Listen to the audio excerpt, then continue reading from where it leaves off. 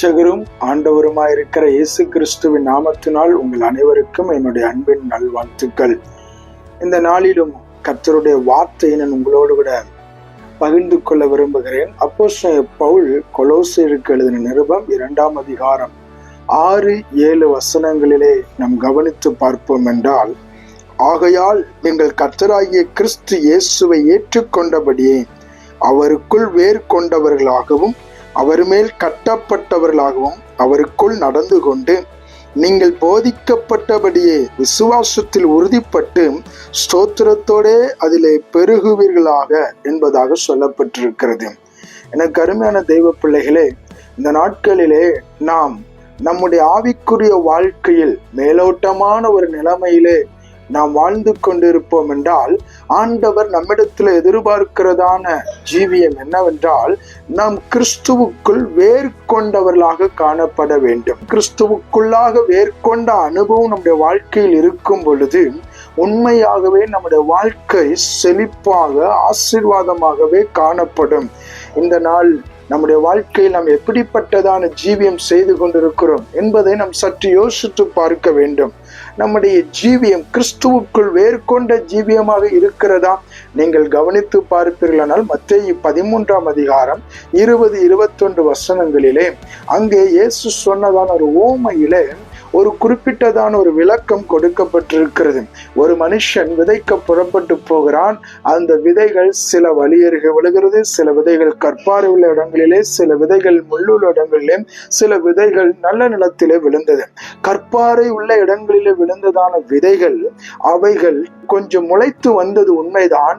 அவர்கள் அந்த கற்பாறை உள்ளதான இடங்களிலே விழுந்ததான விதைகள் அவைகள் வேறு இல்லாமையால் உலர்ந்து போனதான அந்த நிலைமையை குறித்து இயேசு கிறிஸ்து மிக அருமையாக நமக்கு விவரித்து காண்பிக்கிறார்.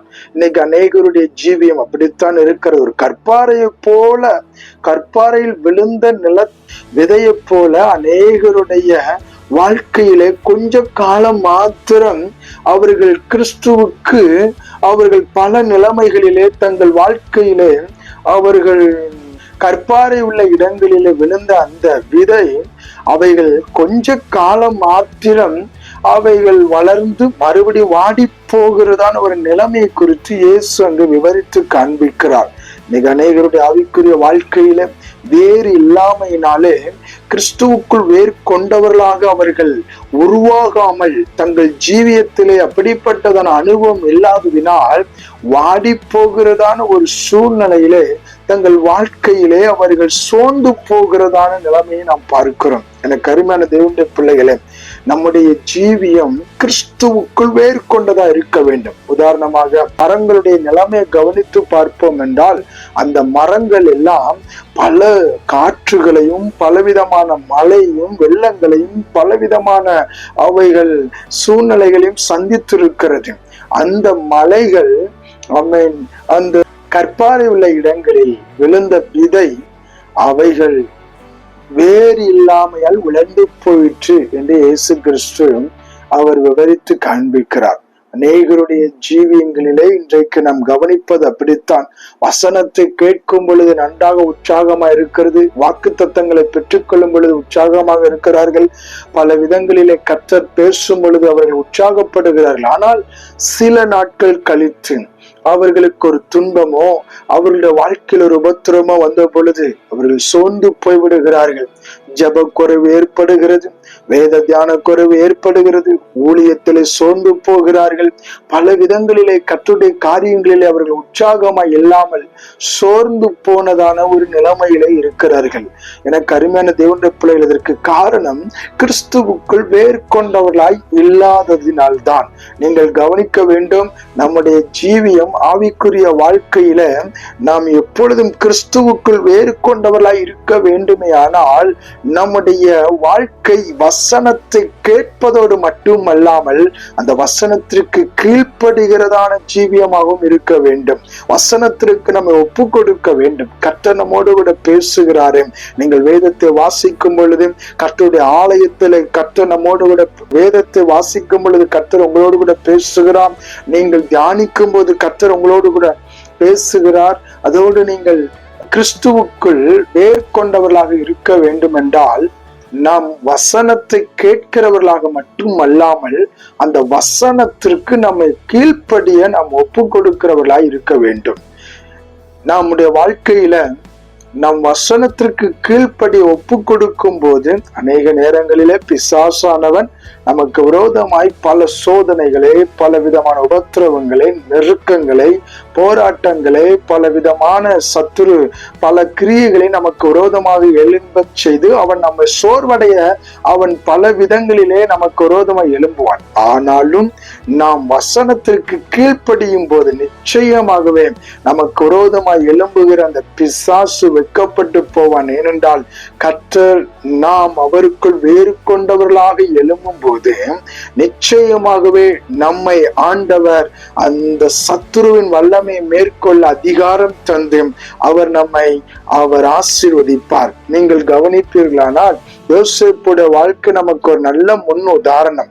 நீங்கள் ஆதியாகமம் 49:22 அதிகாரத்தில் கவனித்து பார்க்கும் பொழுது யோசேப்பு கனிதரும் செடி என்று வேதம் சொல்லுகிறது. நீதிமொழிகள் 12:12 கவனிக்கும் பொழுது நீதிமானுடைய வேர் கனி கொடுக்கும் என்று சொல்லப்பட்டிருக்கிறது. இந்த யோசேப்புடைய வேர் கிறிஸ்துவுக்குள் வேர் கொண்ட ஒரு வேறாக இருந்தபடியினால்தான் அவன் யோசேப்பு ஆவிக்குரிய வாழ்க்கையில் வேர்கொண்டவனாக இருந்தபடினால்தான் அவன் கனி கொடுக்கிற ஒரு செடியாக இருக்க முடிந்தது. எந்த செடியானாலும் எந்த மரமானாலும் அது ஆழமாய் வேரூன்றி இருந்தால் மட்டுமே அது கனி கொடுக்கிறதான ஒன்றாக இருக்கும். ஆகவே யோசேப்புடைய வாழ்க்கையில் அவன் கனி கொடுக்கிறவனாய் இருந்தான். சங்கீதம் 105:17 முதல் 22 வரை உள்ள வசனங்களை கவனிக்கும் பொழுது கர்த்தர் சொன்ன வார்த்தை நிறைவேறும் அளவும் அவருடைய வசனம் அவனை புடமிட்டது என்று சொல்லப்பட்டிருக்கிறது. எனக்கு அருமையானவர்களே, அன்றைக்கு யோசேப்புக்கு கர்த்தர் ஒரு வார்த்தையை கொடுத்திருந்தார். அவனுக்கு ஒரு சொப்பனத்தை கர்த்தர் கொடுத்து ஆண்டவர் அவனை உயர்த்துவதை குறித்து அவனோடு பேசி இருந்தார். அப்படிப்பட்டதான ஒரு ஆசீர்வாதமான ஒரு வாழ்க்கையை கர்த்தர் அவனுக்கு வாக்குத்தத்தம் பண்ணியிருந்த பொழுதும் அவனுடைய வாழ்க்கையில பலவிதமான உபத்திரவங்கள், அவனுடைய வாழ்க்கையில பலவிதமான வேதனைகளை அவன் அனுபவிக்க வேண்டியதா இருந்தது. சகோதரர்களை தூக்கி குழியிலே போடப்பட வேண்டியது இருந்தது. அவன் இஸ்மவேலிடத்தில் அடிமையாக விற்கப்பட்டான். போத்திபாருடைய வீட்டிலே அவன் அடிமையாக வேலை பார்த்தான். ஆனாலும் உண்மை உள்ளவனாய் இருந்த பொழுதும் அவனுடைய வாழ்க்கையில அவன் அவமானமான சில காரியங்கள், அவன் மேல் நிந்தையான வார்த்தைகள் சொல்லப்பட்டது. அவன் பொய் குற்றச்சாட்டுக்கு ஆளாக மாறி இருந்தான். சிறைச்சாலையிலே தள்ளப்பட்டான். சிறைச்சாலையிலையும் அவன் காலங்களை கழிக்க வேண்டிய நிலைமை ஏற்பட்டது. மனிதரால் மறக்கப்பட வேண்டிய ஒரு சூழ்நிலை அவனுக்கு வந்தது. எத்தனை விதமான சூழ்நிலைகள் அவனுடைய வாழ்க்கையில் வந்த பொழுதும் அவனுக்கு இந்த வசனம் அவனை இந்த சூழ்நிலைகள் எல்லாம் அவன் கடந்து வந்ததனுடைய காரணம் என்ன? வசனம் அவனை புடமிட்டது.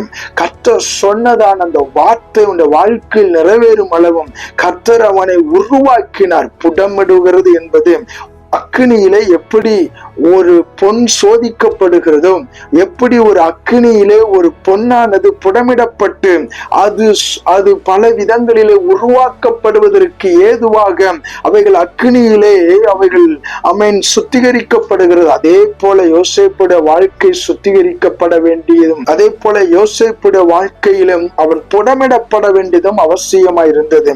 இந்த நாளிலும் உங்கள் வாழ்க்கையிலும் நீங்கள் பலவிதமான இப்படிப்பட்ட நெருக்கங்கள், சோதனைகள், உபத்திரவங்கள் வழியாக நீங்கள் வந்து கொண்டே இருக்கலாம். ஆனாலும் இன்றைக்கு ஒரு காரியத்தை உங்களுக்கு உறுதியாக சொல்கிறேன். கர்த்தர் உங்களுக்கு சொன்ன வார்த்தை என்றைக்கும் மாறாது. கர்த்தர் உங்களுக்கு சொன்ன வாக்குத்தத்தம் நிலையானது. கர்த்தர் உங்களோடு பேசின அந்த வார்த்தை அது நேற்றும் இன்றும் என்றும் மாறாததான நித்தியமான அந்த வார்த்தை அது நிச்சயம் உங்க வாழ்க்கையில நிறைவேறும். ஆனால் அந்த வசனம் உங்களுக்கு தேவன் கொடுத்த அந்த வார்த்தை உங்களை என்ன நிலைமையில கர்த்தர் உயர்த்த வேண்டும் என்று திட்டம் வைத்திருக்கிறாரோ அதற்கு ஏற்றாற் போல உங்களை புடமிட்டு உருவாக்கி கொண்டிருக்கிறது. ஆகவே நீங்கள் சோர்ந்து போக வேண்டாம்.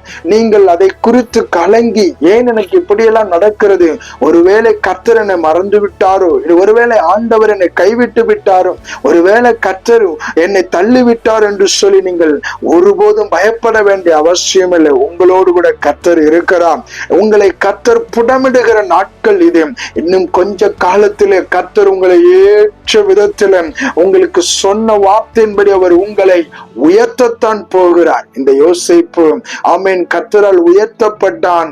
நாட்கள் வரும் பொழுது தேவன் அவனை உயர்த்தின பின்பு இந்த சொந்த சகோதரர்களுக்கு அவன் அன்றைக்கு தானியத்தை கொடுக்கும்படியாக தன் சொந்த குடும்பத்திற்கு அவன் ஆசீர்வதிக்கப்பட்டவனாக அந்த எகிப்து தேசத்திலே அவன் ஒரு உயர்ந்த ஸ்தானத்திலே அவன் எகிப்தில் அதிபதியாக உயர்த்தப்பட்டு அநேகருக்கு ஆசீர்வாதமாக மாறினான். என்னை கருமையான தேவனுடைய பிள்ளைகளை, உங்கள் வாழ்க்கையிலையும் கர்த்தர் சொன்ன வார்த்தை நிறைவேறும். எப்பொழுதும் கிறிஸ்துவுக்குள் வேர்கொண்டவர்களாய் இருக்கும் பொழுதும் ஒரு உபத்திரம் வந்தவுடனே ஆண்டவரை விட்டு பின்வாங்கி போய் விடாதிருங்கள், சோர்ந்து போய் விடாதிருங்கள், ஆலயத்தை விட்டு விடாதிருங்கள், கர்த்தருடைய அன்பை விட்டு விலகி போய் விடாதிருங்கள், ஆராதனை விட்டு விடாதிருங்கள், ஜபத்தை விட்டு விடாதிருங்கள். கிறிஸ்துவுக்குள் வேறு கொண்டவர்களாய் உறுதியாயிருங்கள்.